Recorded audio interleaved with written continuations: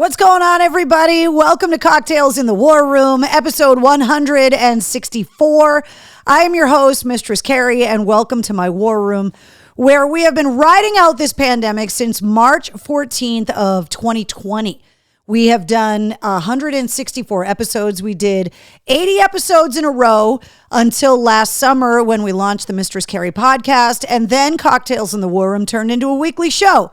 Here we are. So welcome to the War Room. If you are new to Cocktails in the War Room, you got to let us know. So hit me up in the comments. Let me know what your name is. Let me know where you're watching from. Let us know that it's your first night watching so that we can all welcome you properly. And by we all, I mean the War Room family, as they have all affectionately labeled themselves. So what's going on, everyone? Keith says, hello, fuckers. So that's how we're going to start the show. Not only is it episode 164, but it's also the last episode of the year, which is crazy. So happy New Year, you guys. We're trying out a new cocktail tonight, a Cape Codder, as they are known in New England. And the reason why I chose to drink this tonight is because I made my own cranberry juice. And it's kind of delicious. And so that's what I'm having tonight. I'm having my cocktail made with my own cranberry juice. Come on, Wednesday. Come and say hi to everybody. If you are new to the War Room, allow me to introduce you. Come here. To my co-host, Wednesday. No, over here. Come here. You have to come over here so people can see you. Come here. You want this? Yeah, I thought you did. Sit down. Sit. Can I have your paw? Thank you. Can I have the other paw? Thank you. Down. Good down. Good girl. Can I have a high five? Thank you. Can I have other high five? No, I want the other one. Thank you. There you go. Back up a little bit.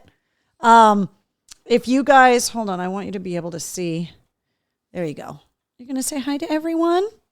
Say hi, Wednesday. Wednesday got pajamas for Christmas. Hold on. Let me turn the side by side on. So Wednesday and I got matching pajamas for Christmas. My pajamas fit great. Wednesdays are a little bit too big, and she wanted nothing to do with them, which explains part of the tardiness of tonight's show is trying to wrangle her to get her pajamas on. I will show you this. Auntie bought Wednesday a crinkly Santa hat wearing green squid thing that she bought just so that Wednesday would grab it by the head and like do the whole thing. Yeah, so that's Wednesday's Christmas toy over there. And yes, Wednesday's best friend Zero is joining us here in the War Room again tonight. What's going on, Kim? Hello, Kevin, Patty, Lisa's here. Yes, David, the Dr. Teeth shirt fit 100%. I was going to wear it, but I'm running out of time to wear festive attire. And because I got this for Christmas, I wanted to share it with you. This is Annie Ange's fault. You guys know Annie Ange from the War Room. Hi. Hi. Are you trying to say hi to everyone? Is that what do you want to make pug noises in the microphone? Or are you just trying to get closer to the cookies? Is that what you sit down nicely? Thank you. There you go. There you go, Zero. Zero's joining us here in the War Room. Zero does not want to wear Christmas pajamas either, so Zero got a Christmas handkerchief, but she is not wearing it tonight. Jay, is Jay new? Everybody's saying, welcome, Jay. Yes, the ducking stingray is right here. She loves the ducking stingray. What's up, Sean? How are you?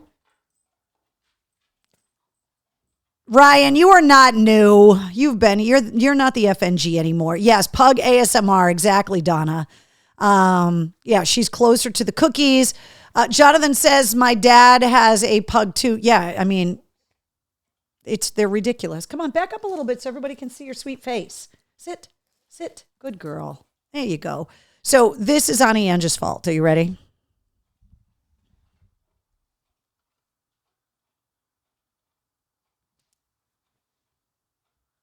Seriously? Look at this ridiculousness. So, Brito, that's why I don't have your Dr. Teeth shirt on tonight, because I thought it would be ridiculous to wear Christmas stuff after the new year. So I wanted to be able to show you guys the shirt that I got. It's kind of like a nightgown. It's like a long, I don't know if it's a shirt or nightgown. It has Christmas lights down the sleeves. It's ridiculous. So I wanted to wear it tonight so you guys could see it. Keith says, boobies. Bah humbug. Exactly. I'm home to join with you all. Nice. Love it. What's up, Betty? Hello, Michelle, Patty, Veronica's here. John is here. Yeah, Keith, are you wearing pants? I have pants on. It's because you never know. So yeah, I have pants on. Come here, Wednesday. Come here and say hi to everyone before you take off until the mail call, because I don't have any more the cookies are gone. The cookies are gone. I'm sorry. They're gone. There's no more. That's it. That's all there is. I bribed you to come on the show. You did your job. You were very good at it. You did a very good job. You're adorable. And now they're gone. Sorry. Let me drink some more of my delicious cocktail. 1-6 hard. What's up to all the Marines? All right, I want to show you guys some of the other stuff that I got for Christmas before we start. Mr. Keith, no pants. What's up, Donald? Let's see. It's too cold not to wear pants. Does Wednesday still have a pillow obsession? Yeah, she's looking for cookies right now, and she's not going to find any because they're gone. Hey, knock it off. There's no more. There's no more. But yeah, she does still have a pillow obsession. It's insane. Brito wants to know how the lasagna worked out. Oh, let me tell you what. The lasagna, we're still eating the lasagna from Christmas because I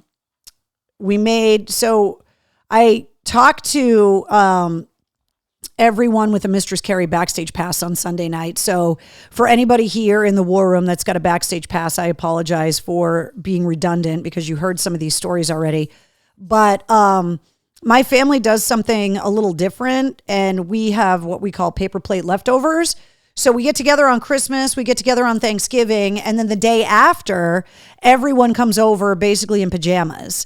And we eat the leftovers on paper plates so we don't make any more dishes. And we kind of get together informally.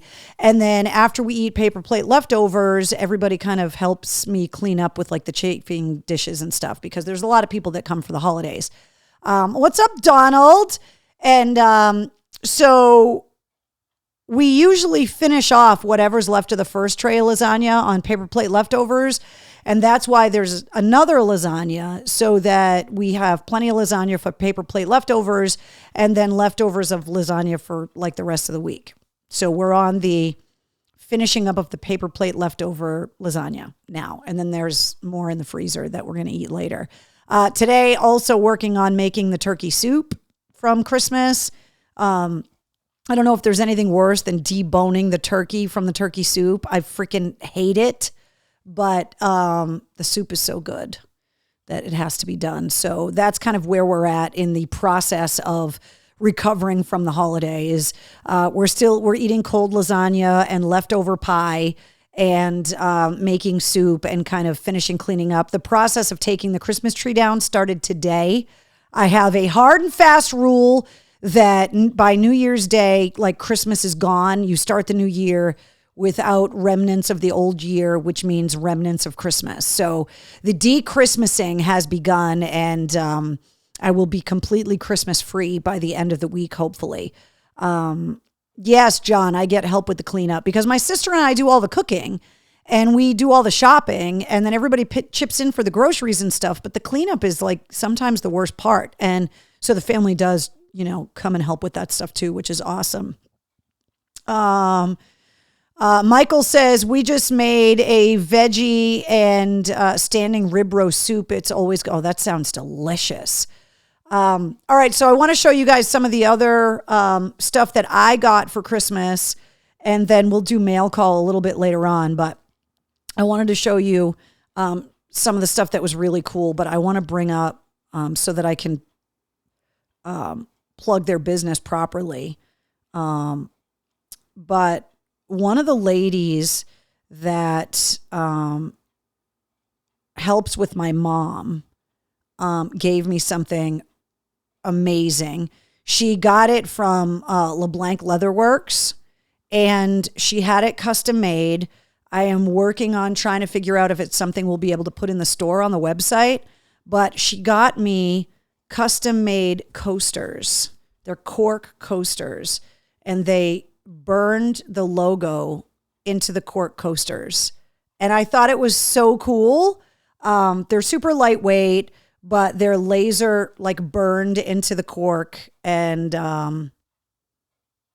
I just loved them. They come with like this leather strap that kind of holds the coasters together. And so I want to thank the guys at LeBlanc Leatherworks.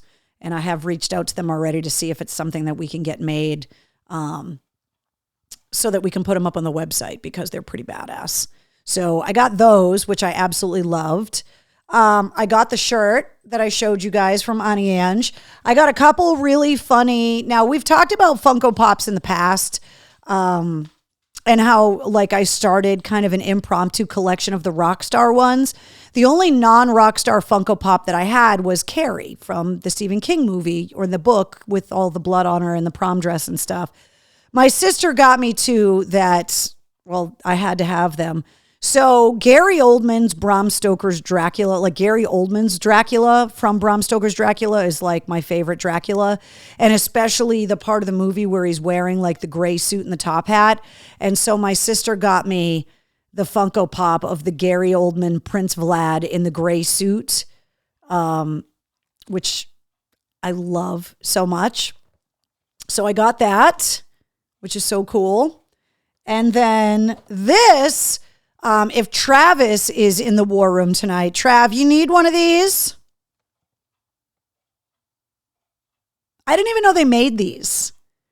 I'm assuming they have them in all, for all branches of the military, not just the Marine Corps, but obviously you can see that it's licensed from the Marine Corps. It also says on the back that a portion of the proceeds gets donated to Operation Homefront, which serves America's military families. And you can also see on the back that they have all of the different Marines, which I think is great that they're all represented, all skin tones represented, representing the Marine Corps the way that it should be, as diverse as it is. And then you can see the Operation Homefront thing on the bottom. But I thought this was... Hey, Trav, are you here? Oh, hell yeah. Travis, right? You need one of these, dude. How cool is this? Now, of course, every Marine, including my husband, is probably going to analyze. I haven't opened it up yet, but is probably going to analyze the blues to make sure that they're like regulation. There's no ribbons or anything on the coat, so I'm sure my husband's going to have a field day with that. But I love that it even says Pop Marines on there. So I didn't even know that they made these. And so when my sister gave them to me, I was like, oh my God, these are awesome. So I couldn't wait to show you guys.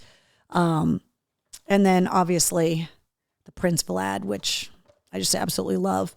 And then I wanted to show you guys some of the stuff that Annie Ange gave me, actually, because she came over on Christmas. She gave me this awesome box.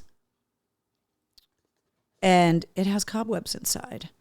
But I'm going to find something really cool to put in there. I love like boxes. Annie Ange always finds the weirdest things, kind of like you guys.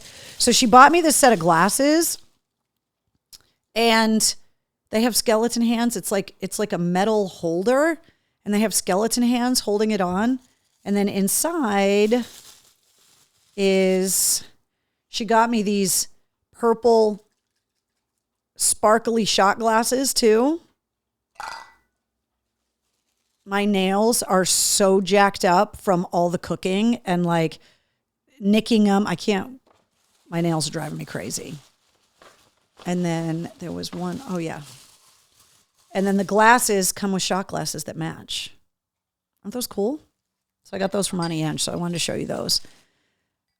Michael, hold on. Let me look. I don't know if there's a female Marine there. Hold on.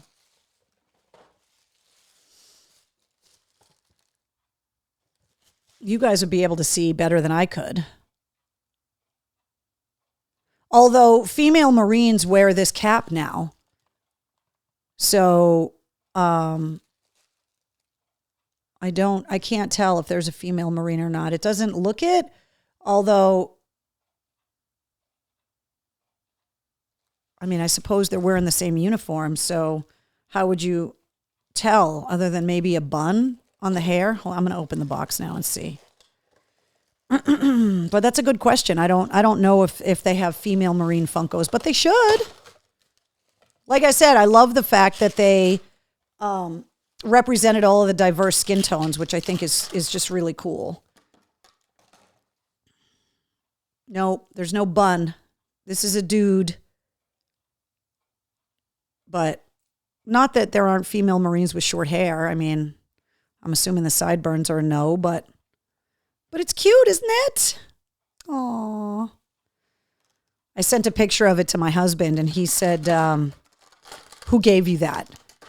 And I said, my sister. And he said, of course she did.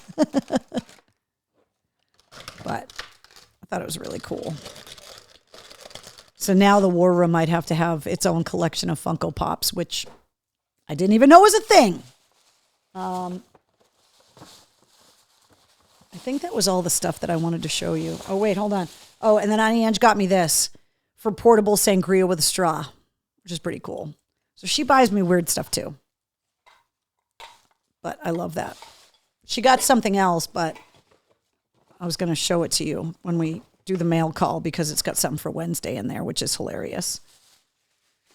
All right, so we got a lot of stuff we got to talk about. The first thing, and I saw you guys were mentioning it, news broke today that John Madden unexpectedly passed away at home at the age of 85 today, which, I mean, you're 85, that's a good life. John Madden lived an amazing life. His legacy is unbelievable.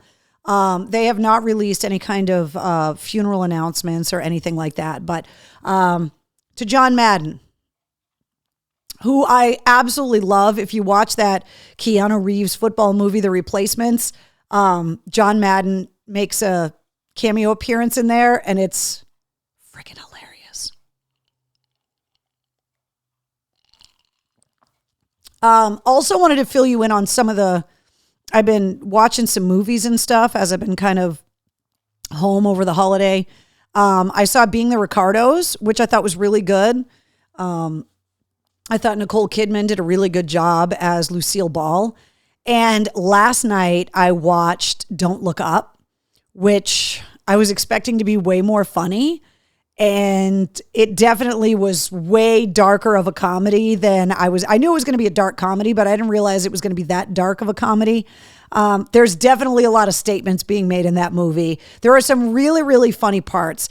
But yeah, that movie, at the end of it, you're just like, that's probably what would happen. And there was an article today, I think I tweeted it on my Twitter feed today, that NASA has brought together like 24 theologians to like talk about how mankind and the different religions would kind of handle the notion that extraterrestrial life or alien life actually was real. So to me, when you start asking the question of how people would react and how the different religions, especially the major religions around the world, would react to that kind of a news, it only makes me think that that's the only thing that 2022 could offer that 2021 and 2020 didn't. It's like, we've been through so much in the last couple of years that how is 2022 going to top the crazy? And it's like, here, hold my beer. Aliens are real, and the Pentagon's going to confirm it. Because they're bringing in representatives from all of these different religions into this like symposium at NASA. What does that tell you? The fucking aliens. I'm just saying. And it's not because there's too much vodka in my delicious homemade cranberry juice. It's because aliens. Lisa says, saw that movie, Don't Look Up. So here's the biggest thing, right? So I watched it late last night, and this is not a spoiler alert. I'm not going to give anything away from the movie because I want you to I hate it when people spoil movies. It drives me crazy.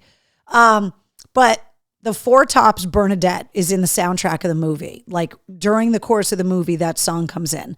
And you guys know how much I love the Beatles, but I love all of that Motown stuff. I grew up listening to it in the house. It comes up on the podcast from time to time. And from the Four Tops, which if you go and look on like Spotify or Pandora or whatever, and look up all of the hit songs that the Four Tops had, there are a lot. It's insane how many hit songs they had. But Bernadette is my favorite. And for the last 24 hours, I have not been able to stop singing the Four Tops Bernadette, blasting it around the house. And because like my sister's been here and now we're yelling Bernadette like at each other in the house. It's getting weird and I can't get it out of my head. So I have passed that earworm on to you guys. Go and listen to the Four Tops Bernadette and then you're not going to be able to stop singing it because it's such a catchy song and it's so good. Elsa says the world is going crazy. Is the world going crazy or are they just preparing for the inevitable that we're getting to the point where they can't hide the fact that aliens are real anymore? And I'm not trying to be one of those like tinfoil hat, like QAnon people, but when NASA is bringing together that, especially after you watch Don't Look Up the night before, seriously. And what was even crazier was that it shows you how like dead on balls accurate the Bruce Willis Armageddon movie was, because that's kind of, I mean, NASA's even testing it to see if there's a way to knock a meteor or a comet or whatever out of its trajectory with like explosives. And I think Michael Bay actually directed Armageddon, right? And he actually said like, that's one of the protocols. Like a lot of it's based in fact. Yeah. Bring on the aliens. Steve. Oh my God, one of my old skydiving friends is joining us here in the War Room. What's up, Steve? Yeah, bring on the aliens for sure. Don't Look Up, partially filmed in Worcester. Not only was it filmed in Worcester, there's a lot of it that was filmed in Boston and also at the soundstage at Devon's, which is another reason why I wanted to watch it, because I wanted to see if I could recognize some of the areas in the movie and where they were shot. So, and I want movies that get filmed in Massachusetts and in New England to be successful because I want them to continue to want to film movies here. So I thought it was pretty cool. Eric says the Four Tops, check out the song Loco in Acapulco. Bernadette! Like I can't stop. I've been dancing around the house singing that friggin' song all day. So yeah, so there you go. I've passed it on to you. Donald says the moon was man-made. Here we go. I don't think there's enough cranberry juice in the house for us to have this conversation. But go and look at that article about what they're doing with NASA and with all of the major religions around the world. And then I thought it was really funny because I want, I'm a skeptic when it comes to religion. Like, however you get through the night, just to quote the Beatles, like whatever gets you through the night, I'm fine with it. But I'm pretty skeptical about all of organized religion as a whole. And there aren't a lot of them that involve the aliens. Like Tom Cruise is sitting back just going, that couch jumping didn't look too fucking crazy now, did it? Mm-hmm. And it's going to be interesting to watch the rest of the world's organized religions try to be like, nah, we know they're aliens all the time. They're from Jesus or they're from Buddha or like whatever. It's going to be very interesting, but fire in the sky, crazy. What are you smoking? Joe, I haven't smoked anything. If you're asking me, I haven't smoked anything. Jonathan says, I support locally shot porn. When all else fails, tequila. I totally agree. Watch the, Keith, watch out. The aliens might come looking for you. They might take you to their ship. I'm just telling you. This is not something I read on Facebook. NASA. That if you had told me 10 years ago that NASA was going to put a bunch of like the world's major religions together to talk about the prospect of aliens and what humankind would do if they reacted to the news that aliens were real, I would have been like, pass the pipe, bro. And now it's like, yeah, that's just 2022 telling 2021 to hold its beer. It's just how it is. And they will probably get scared and send me back, Keith says. Exactly. The aliens have always been around, Jonathan says. I love that part in Men in Black where they show all of like the celebrities that are really aliens on Earth. It's kind of hilarious. All right. I want to talk about the podcast. I got a bunch of feedback already from people that already listened to episode 81 featuring Leslie Mandoki.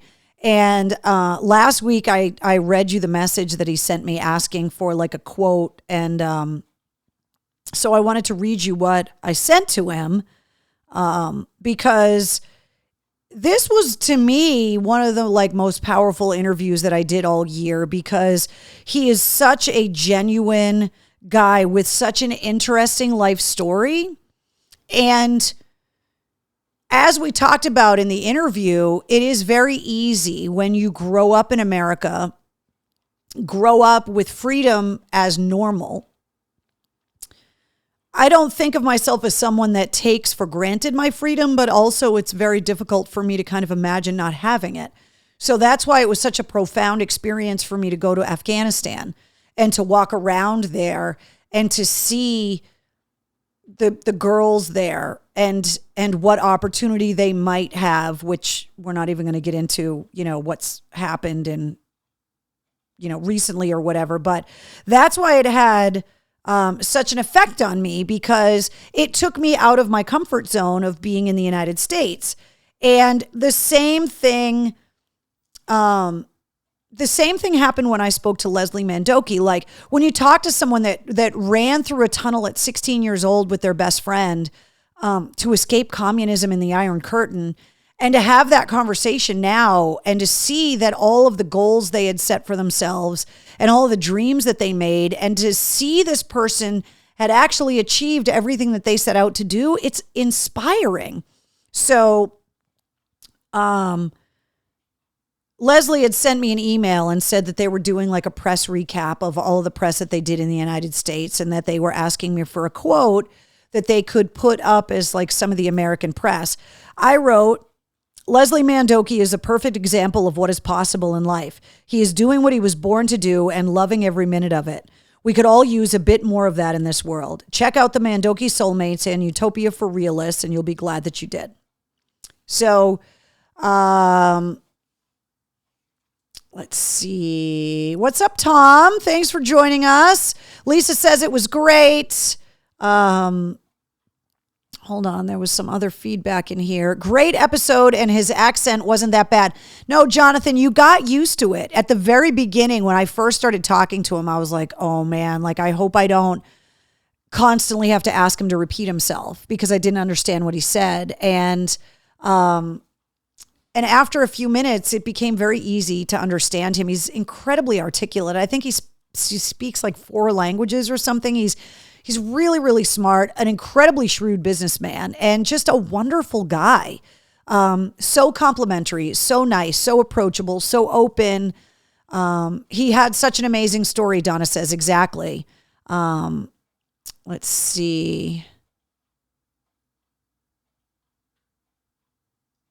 Tom says, what's the topic tonight? Aliens? NASA put a bunch of representatives from the world's like leading religions to talk about what would happen if aliens were real. That's what got me talking about it. Let's see. Did you use the wine press to juice the cranberries? No. So there's a woman that I follow on TikTok, and I will tell you what her name is, so that you can follow her as well. Hold on, let me find her. And she does a ton of like food storage. She does it for like economical reasons, to save money, to make sure that she's preserving food, that she doesn't waste anything. She buys things in bulk and preserves them so that she can provide for her family, which I think is amazing. But I think it's also great for, somebody like me that's trying to obviously save money and stuff, but then to be prepared for emergencies. She is called Peelies and Petal. Her name is Sarah Plain, and she says her name is Sarah Plain and Tall, but it's Peelies and Petals. And I follow her on TikTok, and she is constantly showing people how to like preserve food, can food, how to keep stuff shelf stable so it doesn't need to be refrigerated. And she had a way of making cranberry juice where you put it in the mason jar. So imagine this is just a jar. You mix water and sugar, like boiling water, put sugar in it, and then put cranberries in it, put the boiling water with the sugar in it, put the lid on the jar, and then boil the jar for, I think it was like 25 minutes. The jars seal, and then you leave it for like a month. So I made this cranberry juice with leftover cranberries from Thanksgiving, and I made it for Christmas so we could have cranberry juice for like brunch or to make cocktails. Who am I kidding? And it's really good.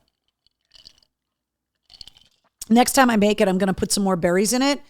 I think it was supposed to be like a quarter of a cup of berries, but I'm definitely going to put more because I want like my cranberry juice, like super, super cranberry-y.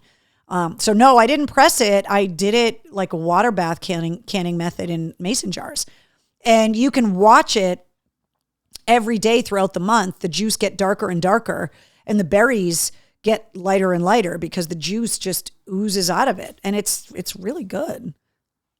So, I don't know. I may not buy cranberry juice anymore. I might just make it because around the holidays, especially in New England, you can get cranberries super cheap, and then you can just make the juice yourself and jar it in mason jars and stick it on the shelf. Stacy says there are 300 million Earth-like planets in our galaxy alone. Among billions of galaxies, I think the truth is obvious. Stacy, you're right. Is it too sweet with all the sugar? No, it's not. Because the berries are, and you can control how much sugar you put in it too. So, if you don't, want it super sweet, just put less sugar in it. I think there needs to be some sugar to help with the canning process to preserve the juice so it doesn't need to be refrigerated. But when you boil the jars and the jar is cool, it seals the lid. And so then you can just leave it on a shelf. But this is the first time I made it, and it was really good. Tom says the Cranberries were an awesome band. Yes, they were. All right, so I'm glad that you guys liked the episode. The story that Leslie told me in the interview that stuck with me the most, I referenced it last week, but I didn't want to talk about it until after you guys had a chance to listen to the episode, was the story that he told me about when he was a kid and they were listening to like Radio Free Europe, which hearing someone actually talk about growing up listening to Radio Free Europe, listening to pirate radio stations that the Russians were jamming to try and keep people from hearing what freedom was behind the Iron Curtain, and that he listened to the Beatles live at Wembley Stadium on like the BBC in Hungary, and that when the kids went to school the next day, like the dad told him, if anyone asks you if you listened to the Beatles last night, say no. And that he went to school the next day in elementary school, and they asked the elementary school kids, hey, weren't the Beatles awesome last night? Who listened to the Beatles? And the 4 kids in the class that raised their hand, their parents got arrested.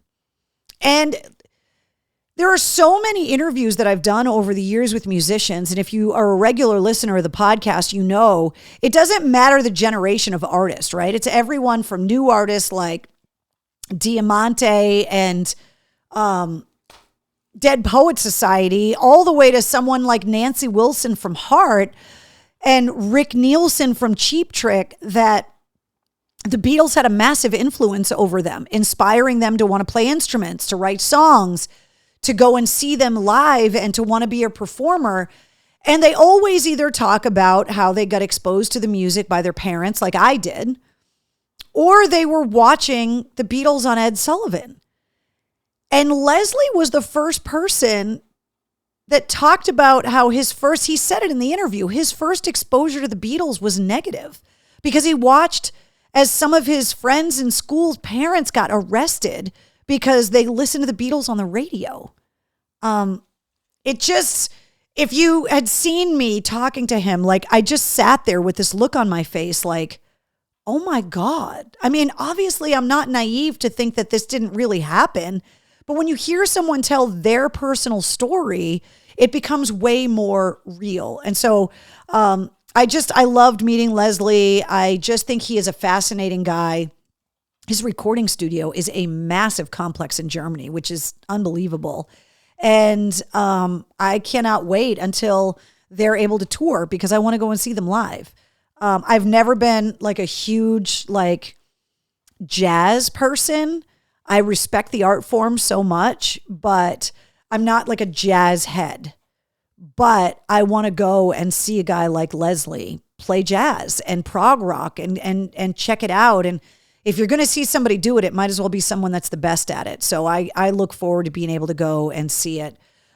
We have to get the 60s back on the radio. It's missed on FM radio. I think it's crazy. I mean, growing up, you always had Oldies 103, right? At least in Boston you did. And that played all the Motown stuff. It shocks me that there is not a new format of radio playing that like 50s and 60s music, all of that Motown stuff. Like that is some of the most influential music in history. It is fantastic and influenced generations of rock fans, of pop stars. And those oldies stations, as soon as the people that grew up listening to that music started getting into these older demographics where they're not like the target demographic anymore, those oldies stations just went away.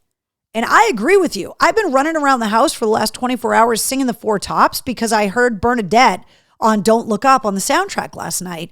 The music is so good.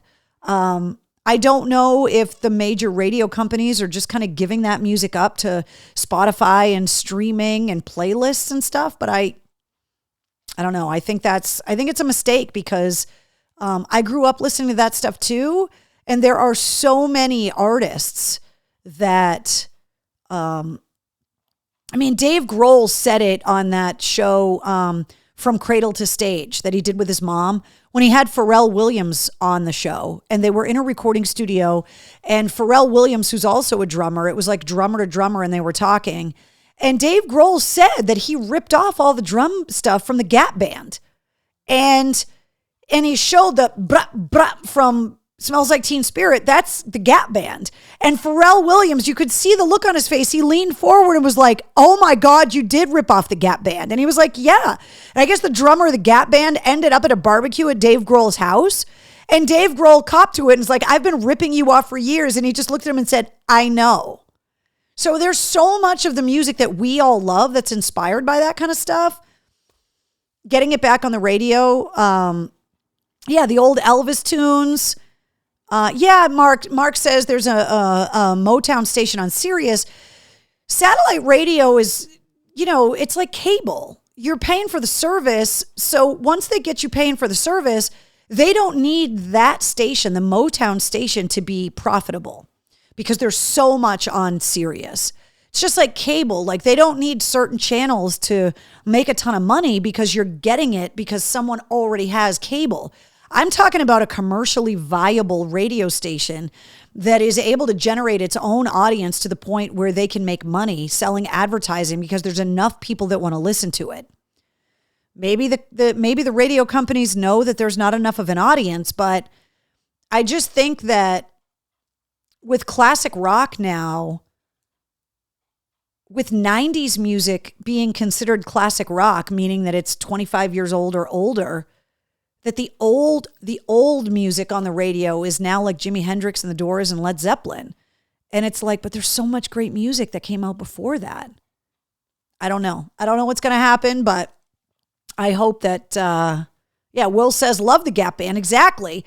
And I think radio stations, like, their lifestyles, right? But I think a 50s and 60s station would be a station that you could, if you owned a business, a retail location, if you were a doctor's office and you were going to put something on in the lobby or whatever, that would be a station that literally everyone would agree on and everyone would listen to. I could be wrong. What the hell do I know? I just love the music. Okay. Oh my God, I can't wait to tell you who's on the podcast this week. So excited. Episode 82 of the Mistress Carrie podcast goes live at midnight tonight. And wait until you see who's on this fucking show. What? The hairiness himself. Zach Wild is my guest for episode 82 of the Mistress Carrie podcast. Oh my God, it's so fun. Zach and I had such a great conversation. We talked about his first guitar. We talked about guitar tone, songwriting. He told me as much as he could about the new Ozzy record. We talked about his time at home and how he's been keeping himself occupied. We talked about his writing process. So if you go back and listen to like the Jerry Cantrell episode, if you go back and listen to, say, the Dean DeLeo episode, and you go back as a compare and contrast, right? They're all guitar players. They've all been in incredibly famous, influential bands. Go back and listen to the Nuno episode. If you go and listen to their process, which is why I always ask these kind of questions in my interviews, because I say it all the time. I don't have the ability to write songs, and I don't understand how a song just doesn't exist and then someone makes it exist. And what that process is from idea. Where did the idea come from? Did the lyrics come first? Did the melody come first? Did you get the idea for the riff first? And everyone kind of has their own process. And Zach's process is different than everyone else's. And I found it fascinating. Not shocking, because he's such a, I don't want to say regimented guy, but a very organized and methodical guy. And so I found it fascinating how he writes. Eric says, oh my God, Zach Wild, Valhalla, Java, Death Wish coffee. Eric, we drank coffee together. We recorded the interview like 2 days before Christmas. And I've been dying to be able to tell you guys he was coming on the show, but I didn't want to say anything. The people with the Mistress Carrie Backstage Pass know. That's one of the things you get with the Backstage Pass. You know who the guests are. You can submit questions. Did you talk about him firing people at AF? I think it came up. I don't know if it came up. I mean, we've talked about it so many times over the past that like we kind of focused more on the new album, Doom Crew Incorporated. I wanted to talk to him about the Ozzy stuff. Zach was like in his kitchen and I only had so much time with him. So I wanted to make sure that I asked him all of the questions about, you know, what he's been doing recently. It's not going to be the last time we talk, obviously, but yeah, there is a lot of old, you know, I got to talk to him about the Yankees game we went to and like all the old memories, but I wasn't just trying to rehash like some of the stuff we've done before, but I wanted to talk to him about what he's been up to recently, how the kids are, how he's been spending his time. Yeah, I'm so psyched. It was so awesome to get him on the show. Kevin says WAQY in Springfield plays 60s and 70s hits. Well, that's cool. P4 joining us in the war room. What's up? Oh my God. Can I tell you guys a story? Totally off topic, but I have to tell you the story. So it's kind of a long story, but I'll try to shorten it up. So when I was single, I lived in a condo. I bought my condo kind of halfway up the real estate bubble, like in 2001. And so a lot of condo complexes that had old people living in them for a long time, all of a sudden people started retiring and realizing how much money they could sell the condos for. So slowly but surely, like younger professionals started buying those condos. Well, I was one of the first younger people that moved into the condo complex I lived in. And I was getting my mail one day and I bumped into one of my new neighbors, someone else that had just bought a condo that was around my age. And his name was Steve. And we became friends because we would see each other at the mailbox all the time. And when I would talk to my other friends about my neighbor, and I would say, oh, I talked to Steve, and they would say, who? And I would say, the cute guy that lives across the street. And so his nickname became Cute Guy Steve the Neighbor. And he has been called Cute Guy Steve the Neighbor for 20 years. Cute Guy Steve the Neighbor is now married with 2 kids. And we call him P4 because their last name starts with P, and there's 4 of them. So they're P4, and they're watching in the War Room tonight. And so Cute Guy Steve the Neighbor's kids call me Auntie Carrie. And so I got a message the day after Christmas asking if I could FaceTime with the kids. And I was like, hell yeah. So I'm FaceTiming with the kids, and they wanted to show me the shirts that they had asked for Christmas and the shirts that they got. And they got Beatles shirts and Run DMC shirts. And I was like, oh my God. The youngest of the 2 kids is a Beatles fanatic and just loves them, kind of discovered them on his own and is just like ravenous listening to the Beatles now. And I was so excited. So we were talking about the Beatles and talking about our favorite albums and our favorite songs. And then he was like, you need to see the other shirt that I got. And then he shows me a Run DMC shirt. And I was like, Auntie Carrie knows Daryl McDaniels, right? The DMC from Run DMC. You should have seen his face. He was like, oh, you do. So then I had to bust out the Run DMC bathrobe that Daryl gave me for Christmas a few years ago. I showed you guys that, right? If not, I'll wear it in the War Room so you guys can check it out. And it was so funny. I said, you like Run DMC? And he was like, yeah, I love It's Tricky. And it goes back to exactly what we were just talking about with the 4 Tops, right? That here's this 10-year-old that is listening to like Run DMC and the Beatles, and this is new to him. He's like, I love It's Tricky. He probably learned about it on TikTok or something.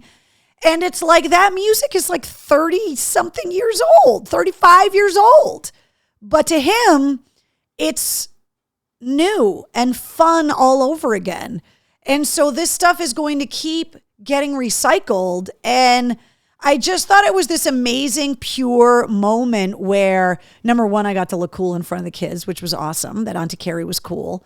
But also to be able to have this common language. And music is the whole reason why I wanted to do the podcast. It's the whole reason why we're such a community that we are here in the War Room, is that music is this language. It's this thing that we all love so much, and it brings us together. But it unites generations. It becomes a language that you can communicate with people older than you and younger than you. And it was just such like a profound, innocent, like amazing moment. And it was just really cool. So Mark says this playlist is going to be awesome. Yeah, the Zach Wilde episode playlist is pretty badass because he was rapid fire. Oh my God, wait until you hear Zach talk about the Rock and Roll Hall of Fame. It's great. He's exactly right in exactly what he said. I'm not going to tell you until next week so we can talk about it. But yeah, Zach's take on it is totally right. It's 100% right. And I just love him. He calls me doll, which I love. And it's just really cool to kind of connect with him again. I have not talked to him since AAF went off the air. I wasn't able to go and see Black Label Society when they were in town recently. I think I was either out of town or I had something going on, but I couldn't go. And so it was really nice to be able to catch back up with him again. And I think part of the reason why I don't harp on a lot of the old time stuff with Zach is that he is so far beyond his partying years now. You know, having health scares, getting sober, being super healthy, lifting weights, juicing, that yes, all of those old times were fun, but it's like Zach is like a different person now. It's like, you know, reminding someone of all of the crazy things they did. Sorry, I just found a piece of tissue paper. Reminding somebody of all the crazy things that they did when they were drunk. It's like, well, I'm sure he's fine with it, but I also don't want to harp on it too much either, you know? Trina says, isn't Auntie always cool? Auntie is always cool, but it's even cooler when I get to talk to the kids about stuff like that. Like, it's cool. Like, Because now I'm like, oh my God, if Daryl McDaniels comes to town and I could go see him and bring the kids, like that would be so amazing. Jen says my niece one time said to me when she was like 9 that she said, have you heard of Bon Jovi? Yeah, that's the kind of stuff I'm talking about.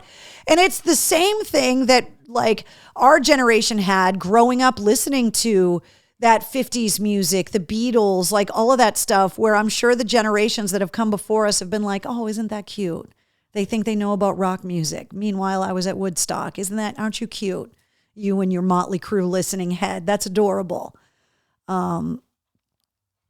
Eric said, yeah, you're right, that he had blood clots all over his body. And it's part of the reason why he had to quit drinking. So it's why he got healthy.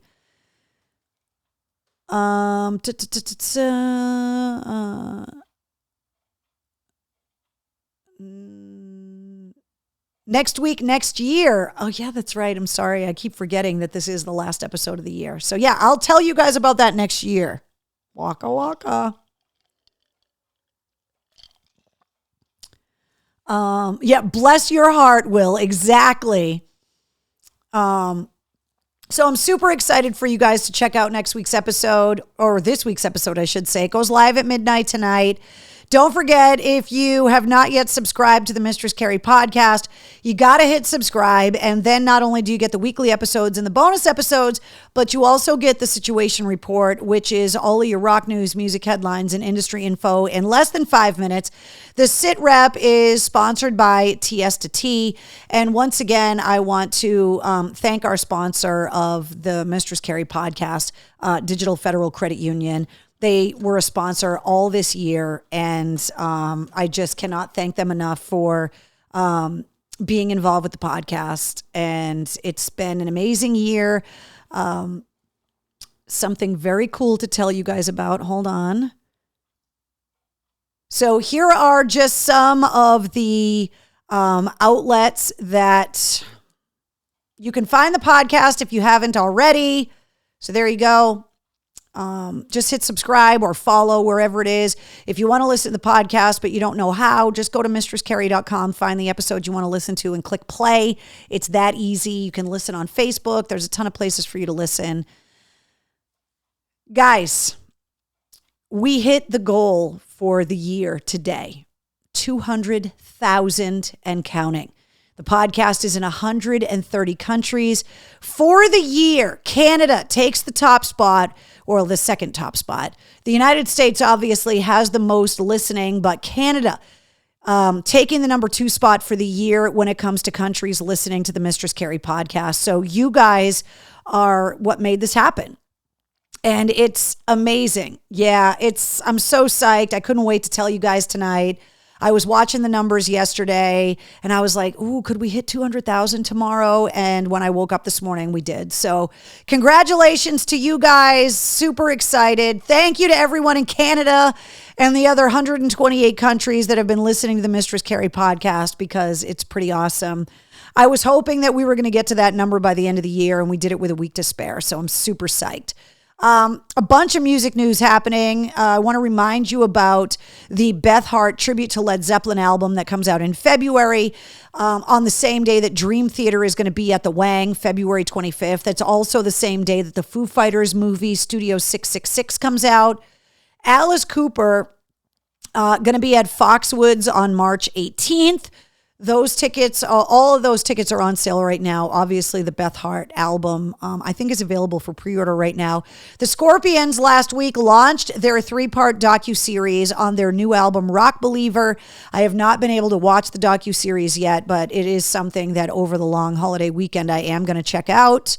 Want to remind you that Korn and Chevelle and Code Orange are going to be at the Dunkin' Donuts Center on March 16th and the SNHU Arena in Manchester on March 19th. Tickets for both shows are on sale. Judas Priest rescheduled their tour with the Mohegan date of April 2nd, rescheduled, and the Songus date of April 4th. Those were both rescheduled from October. If you haven't checked out the Metallica concerts from their anniversary last weekend in San Francisco, they are now streaming for free on the Codder collection. So if you have Amazon Prime, you can sign up for a free 7-day trial of the Codder collection. And then you can just watch the Metallica concerts and then just don't pay for the Codder collection after the 7-day free trial. And you can watch them for free. Journey, it was announced they are going to be on the 50th anniversary Dick Clark's Rockin' New Year's Eve. And Travis Barker is from Blink-182 is also going to be performing with Avril Lavigne on New Year's. And Ryan Seacrest is going to be hosting that. Upcoming shows also include Evanescence and Hailstorm, rescheduled on January 20th. That show is coming up fast. The live stream of David Bowie Live is happening on January 8th. All the details, the list of celebrities that are going to be paying tribute to David Bowie, all up on the events calendar. Nonpoint just released their new EP and a new video, and they are scheduled to be at Wally's at Hampton Beach on January 14th. And obviously, if you're joining us in the War Room from someplace outside of New England, all of these tours are out on the road. So if these dates aren't near you, these tours are out on the road, and I want you to be aware that these tours are out there. Oh, Judas Priest dates up there twice. That means a social because there's a typo on the screen, no matter how hard I try. Okay. Super Bowl weekend, there is also going to be a massive concert in Los Angeles at the Crypto.com Arena, which is what it's called now. It's no longer the Staples Center as of Christmas Day. Green Day, Halsey, Machine Gun Kelly, Miley Cyrus are all playing a music festival at the arena leading up to the Super Bowl. Coming up on January 17th, it is Betty White's 100th birthday. This is on the events calendar as well. For one day only, Betty White is taking over movie theaters around the country. They're doing a tribute to Betty White, and it's like a full-length feature film, and they're showing it for one day only in theaters on January 17th, which is her birthday. And it's going to be all of the highlights of her career. TV highlights, movie highlights, interdispersed with interviews of her and all of her celebrity friends talking about her. And so there's a lot of talk about Betty White coming, and the first couple of weeks of January, she's going to be everywhere because she's turning 100 and she's amazing. She's on the cover of People magazine, and she was quoted in the article as saying that she's very fortunate that she is so healthy and active and still with it at almost 100 years old. In the interview, they talked to her personal assistant about a snack that Betty grew up having her mom make for her, something her mom made for her growing up, and she still asks for it to this day. I wanted to bring it up because I haven't tried it because it sounds disgusting. Betty, I love you, but it sounds disgusting. But I'm going to try it because Betty White's turning 100, and if this is what keeps her young, I'm all about it. Her assistant makes her sandwiches on white bread with lettuce,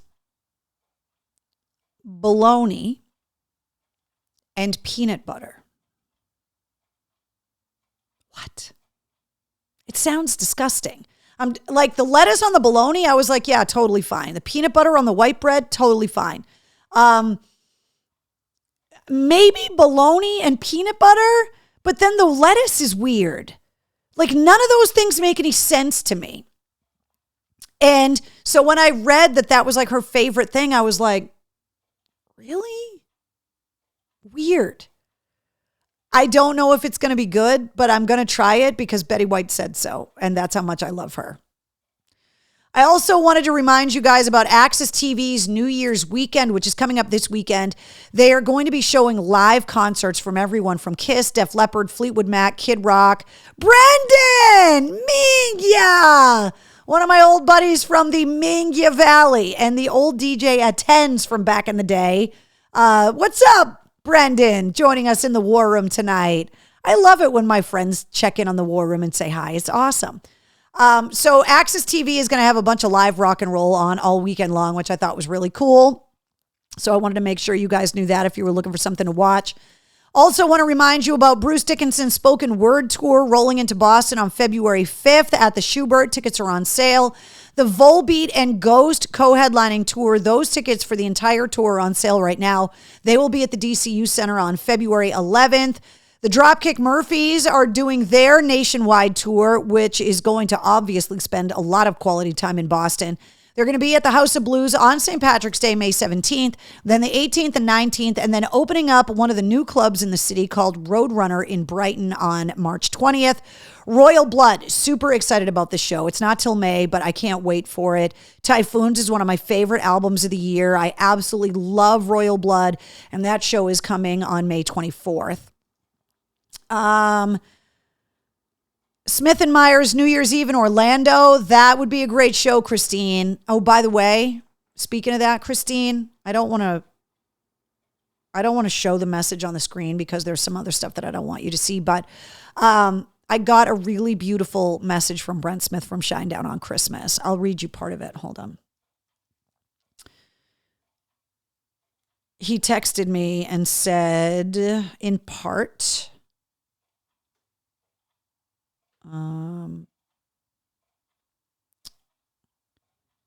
happy holidays, my beautiful friend. I hope you and your beautiful family are doing amazing. 2022 and beyond, we've got this, with some punchy emojis. And then we texted back and forth a little bit, but he's so schmoopy.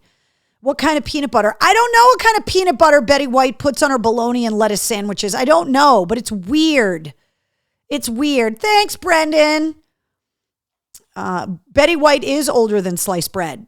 Like literally, it's not even a joke. Betty White is older than sliced bread. We learned during the pandemic, Jason, that no one likes chunky peanut butter. Because we learned that when the store shelves were bare, there was very few things left in the stores. A lot of vegan and vegetarian foods and chunky peanut butter. And pumpernickel bread, which I love. But there was so much chunky peanut butter on the shelves when all the other peanut butter was gone. That tells me that the war of the smooth versus chunky peanut butter was won during the pandemic, and smooth peanut butter is far superior. So there you go. Also want to remind you, Falling in Reverse. This show is coming up fast. It's at the Songus on January 21st. Those tickets are on sale. Turnstile. Remember I told you guys about Turnstile, had them on the podcast? Spin Magazine called them the Band of the Year. Yeah, they're coming back to the Palladium on May 21st. But those are the bands that I told you. Be looking for them on the Mistress Carrie podcast because you're going to learn about these bands before everyone else does. And Turnstile is one of them. The Kiss Museum is supposed to open at the Rio in Vegas coming up in March of 2022. Gene Simmons, this is his personal collection of stuff. He said he had 3 semis full of stuff. Triumph is opening the vault. So if you're a Triumph fan, you can go to triumphvault.com and check out their 40-year history. Speaking of museums, memorabilia, all of that stuff. And this just got announced today. Nick Mason from Pink Floyd was going out on his Saucer Full of Secrets tour, and that was supposed to be rolling into the Schubert, I think at the end of January, and that show is now postponed because the entire tour has been postponed. So if you got tickets to see Nick Mason for Christmas, the entire tour is postponed. They have not rescheduled the dates yet, but as soon as they do, I will let you know. Looking into 2022, mark off April 30th at the DCU Center. Mingya, Brendan. Godsmack, 3 Days Grace, Black Veil Brides, Wage War, and Lilith Czar will all be at the DCU Center. And if you've had your tickets for the big gig for the last couple of years, they are going to be good that night. The show is supposed to happen. Yes, we're all going to be there. Mike Shue and I are going to host. So join us for the big gig. If you don't have tickets yet, you can get the details on the events calendar at mistresscarrie.com, as you can with all of the other shows that I just talked about.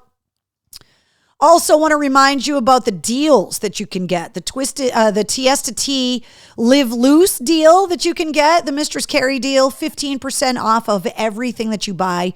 Use the code Carrie15. And if you go to my blog at mistresscarrie.com, all the links and the codes are in there to remind you. Also, these deals are still good. If you sign up for the 7-day free trial at Tomes, if you want to try out their sound healing files that will help you sleep and help you restore your brain and help you heal, you can upgrade that from a 7-day free trial to a month-long free trial if you email them and tell them you want your Mistress Carrie deal. And all the details are in my blog as well. And if you don't know what Tomes is, scroll back through the recent episodes of the Mistress Carrie podcast. And I talked to Toby Wright and Jason Sikowski about what Tomes is, and it answers a lot of your questions. And also Spartan Brews Coffee. You get 20% off of everything if you use my code, which is also available in my blog as well. All right, mail call. Let's do it, shall we? So Wednesday didn't come back. I don't know where she is. I was hoping she would be back so I could show you what Annie Ange bought her, but obviously she didn't, so I'm going to show you now. So this, Annie Ange came to the house with 2 bags. One bag was for me, one bag was for Wednesday. Annie Ange bought Wednesday some champagne for the war room so she could have cocktails too. And she bought Wednesday Tail Wagon Ale and Holiday Pug Secco. What? Where did she find this shit? How insane is that? Look at that pug. Look at how cute that is. Pug Secco. I'll never call it Prosecco again. So cute. Everybody at the post office says Happy New Year. I went down and saw all of my people at the post office today. They were very busy. They've been working very hard, and they were very busy at the post office today. But I got some cards in here. Seriously, guys, how friggin' cute is this? Sharing the magic of the season. Happy holidays. Wishing you, Wednesday, Ma, and everyone else in your beautiful family a peaceful, relaxing Christmas, Yule, Happy New Year, and a 2022 of continued growth and a lot more in-person hubby time. Keep rocking. Brianna, Justice, and Gizzy. Thanks, Brianna. I appreciate it. Yes, I would like some more quality time with the husband. That would be nice, because being separated for a second straight Christmas was hard. The kids weren't happy about it. I wasn't happy about it. My husband wasn't happy about it. So, yes, it would be really, really nice to get the family back together. I got this from my friend Maria, who is amazing. She works in the music industry. She sent me this card. From our pack to yours, happy holiday. Here's to a kinder, gentler 2022. And so she took a picture of all of her dogs. I wanted to show it to you because they're so cute. It says inside, in February 2012, Star Paws Rescue came across some weeks-old puppies being sold in the streets of Tijuana. 3 months later, one of them came into our lives and became Piper. This last September, we lost this glorious soul unexpectedly, blessed to have been graced with her profound spirit, always a social butterfly, a badass warrior, and stunning black beauty. We so miss her every single day. With each holiday card, a donation has been made to starpaws.org, adopt, foster, and donate. So I wanted to show you because her cards are also a donation to where she adopted her dog Piper from, which is adorable. So I thought that was, I love this picture of the dog in the back. So even though they lost him in September, I love that she found a way to incorporate her dogs into Christmas, and I wanted to share that with you. Love me some peanuts around Christmas. This one says, Carrie, wishing you joys, both great and small, and your very merriest Christmas of all, from Annette and Frank. Thanks, guys. I love Christmas and the peanuts. And then I got this one as well from, hold on. Oh my God, guys, you can't handle this. Gigi in a penguin suit. So it says, happy holidays, love Linda and Gigi. How cute is she? So amazing. Cards are awesome. All right. And then I got this box here. Jonathan, I did not open this box ahead of time because I did not have time today. I've been running around like a crazy person. And so I hope there's nothing that's going to explode in here.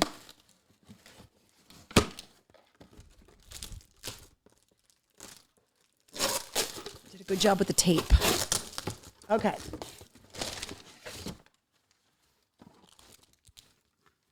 Wednesday's missing out on Santa that she can chew on and squeak. See if I can get her to come running.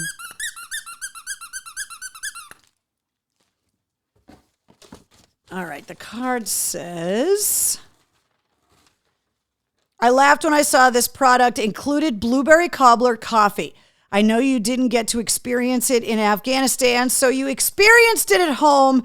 I know it's not the same, but still funny. P.S. If you don't like the flavors, feel free to re-gift them.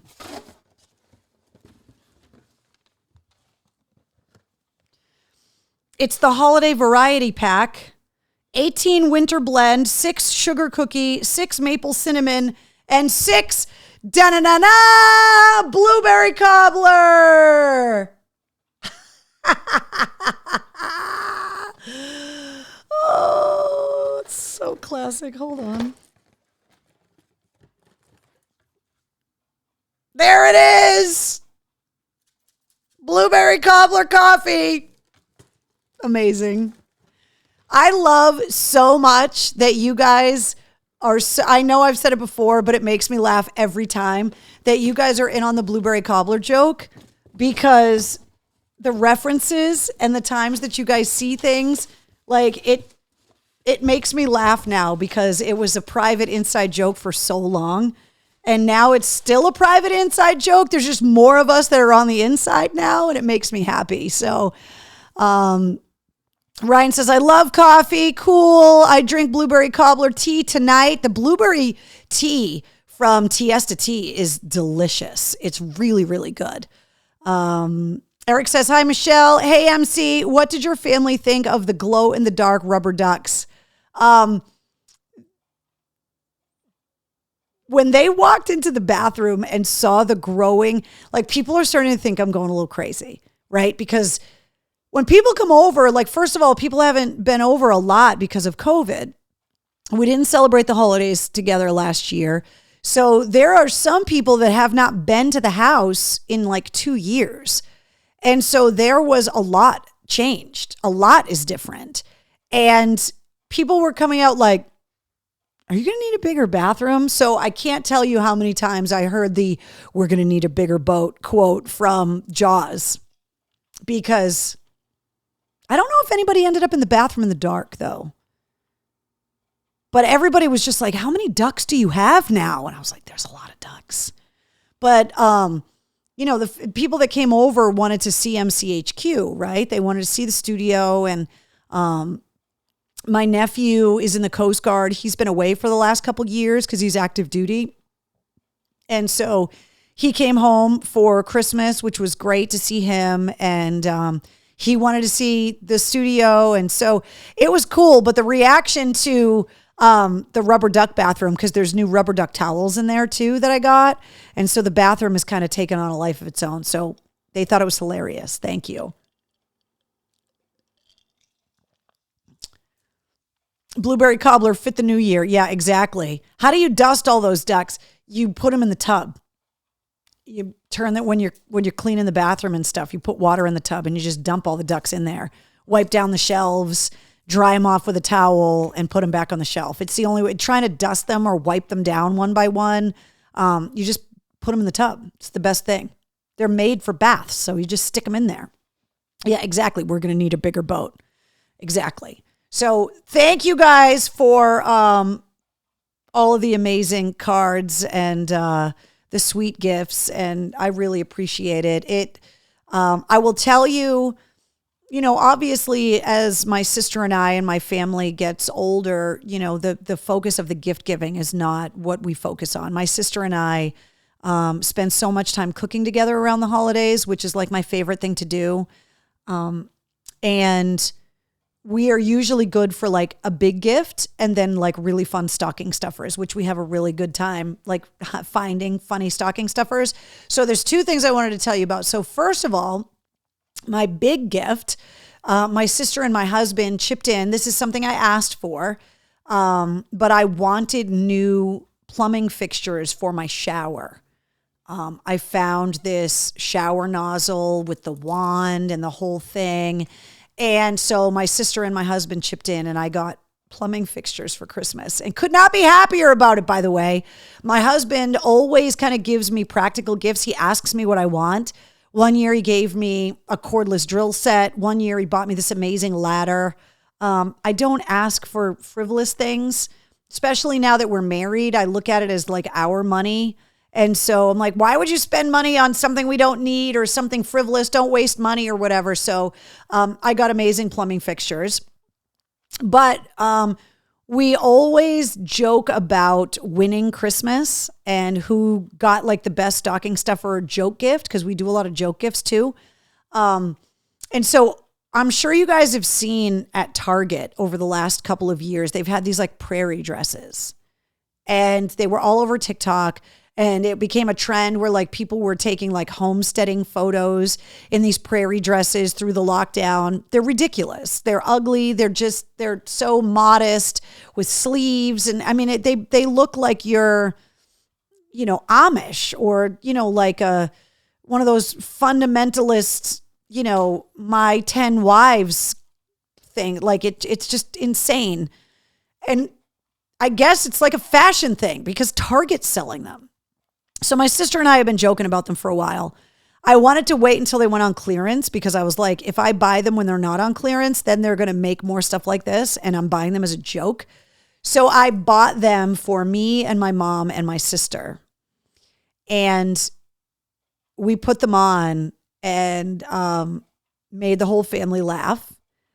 And in the spring, when the garden gets turned over, we are going to go out and take Pioneer Woman, Little House on the Prairie, out in the farm photos with like pickaxes and stuff. And it's going to be hilarious. And we can't wait to do it. And so that was like the joke gift of the year. And it was hilarious. And mine is all black. My sister's, of course, my sister's is like got this like flowery pattern, and then my mom got this like blue one because blue's her favorite color. And yeah, they're the FLDS cult dresses. Exactly. Like that's what they look like. And so we're going to take pictures in the garden. Like maybe we'll take them in black and white and like try to get them aged. My cousin is really good with stuff like that. And so we might give her the photos so that they look like those old timey photos like you take at the fair.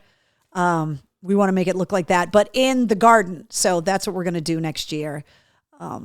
They did not make those for dogs, Michelle. No, they didn't. Trust me, I looked. Okay. Let me see. Wanted to thank everyone that put in orders on the website over the holidays. To my knowledge, every single order arrived on time. That the holiday orders that were placed before Christmas all arrived before Christmas. So I'm super psyched that all of the order fulfillment, nothing got lost. All the orders were right. I haven't gotten anything back as returns. And so I want to thank everybody that ordered stuff off of the website this year. So happy to know that there was so much Mistress Carrie stuff under the tree, that there are ornaments on your Christmas trees. It was a great season for the online store. And I also want to thank Joe's Albums, who has been carrying the Mistress Carrie merch at their brick and mortar locations on Main Street in Worcester and on Market Street in Northampton. So if you're out looking for vinyl and stuff, go to Joe's Albums, and he's also got Mistress Carrie merch as well. And there's still a few left, and you're running out of time. But the made in 2020 lockdown baby onesies are almost gone. There are some sizes. There might be one or two of each size still available, but they're only $8. They're on the website. And when they're gone, they're gone. Obviously, I'm not making any more. So if you want them, get them while they last. But there were a lot of babies getting baby onesies that say Mistress Carrie on them this holiday season. And so thank you guys for shopping on the store. Sepia filter and done, Brianna says. Exactly. I can't wait. Although, like, you want the hair to show. You know what I mean? So it's like, we got to figure out a way to make it happen. I want to remind you guys that at the end of the week, obviously the year is over. And I made a special playlist of all of the amazing new rock music that came out in 2021 so that you can see what a great year it was in music. And there's a ton of stuff up there. So this playlist is in my blog at mistresscarrie.com as well to help you ring in the new year.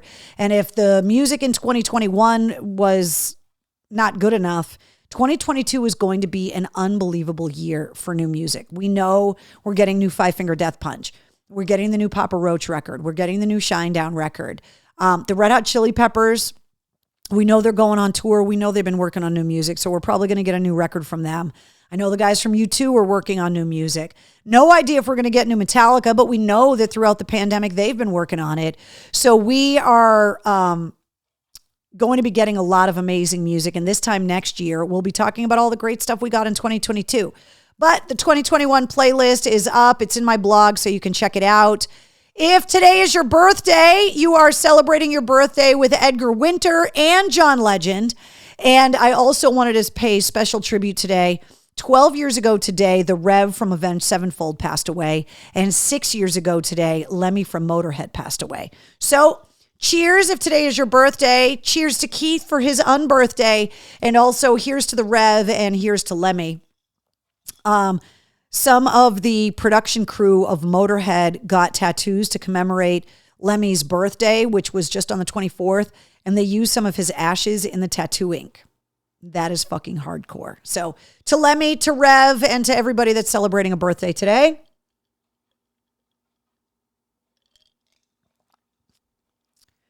Let's see. Oh, wait, Eric's got more birthdays. Joe Manganiello, who I met he was on True Blood. Denzel Washington, Stan Lee, Woodrow Wilson was born on this date. Gayle King was born today. Yeah, but I was just talking about the musicians. So, but a lot of famous people were born on this date. So happy birthday to everybody. And just want to remind you that coming into the new year, I'm going to be adding some new bonus things for people with Mistress Carrie backstage passes. So you get exclusive live streams every month. We just had ours on Sunday, and I was talking about all of like the crazy family traditions that we have around Christmas and kind of talking about some of the other gifts that I got, and we're talking about everyone else's traditions. You can also submit podcast interview questions. So we're going to expand on that coming into the new year as well, and really be able to make sure that not only are you able to submit the questions, but also that you're getting more of the credit for them being your questions. So we're going to focus on that more in the new year.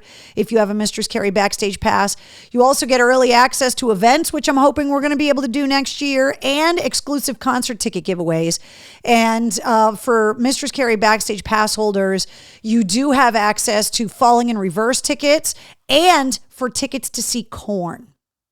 So if you got a backstage pass, you want to go see Korn in Providence or in Manchester, I got tickets. So let's chat, shall we?